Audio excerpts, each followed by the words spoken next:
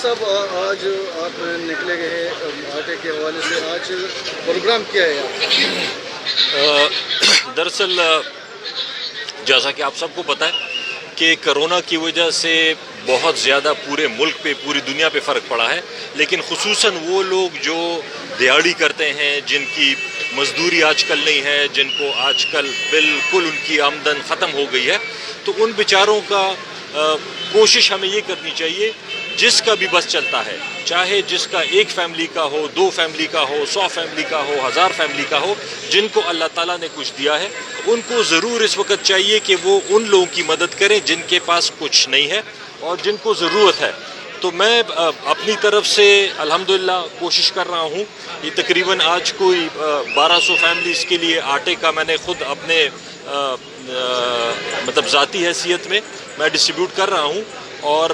باقاعدہ بولا ہے میں نے یونین کاؤنسلز میں اور ولیج کاؤنسلز میں کہ آپ لسٹیں بنائیں، اور لسٹیں جب انہوں نے بنا لی ہیں، ہر ایک نے 100-50 لسٹیں بنا لی ہیں، ان کو گھروں پہ جا کے یہ لوگ ڈراپ کریں گے، ہمارے اپنی پارٹی کے لوگ ہیں، یہ گھر گھر جا کے ان کو ڈراپ کریں گے جو مستحق لوگ ہیں، تاکہ یہ نہ ہو کہ جن کو ضرورت نہیں ہے ان کو زیادہ ملے اور جن کو ضرورت ہے ان کو کچھ بھی نہ ملے۔ تو یہ اپنی طرف سے ایک کوشش ہے، اور میں جتنے بھی پاکستانی ہیں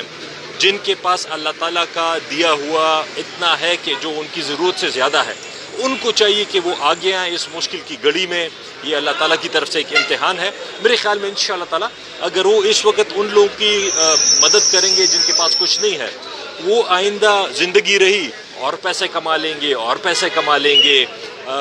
تو میرے خیال میں ہر ایک کا فرض بنتا ہے جو صاحب حیثیت ہے کہ وہ اس وقت لوگوں کی مدد کرے۔ اچھا جی، اس سے پہلے منگابی آپ گئے تھے، وہ جو ہنگامی حالات تھے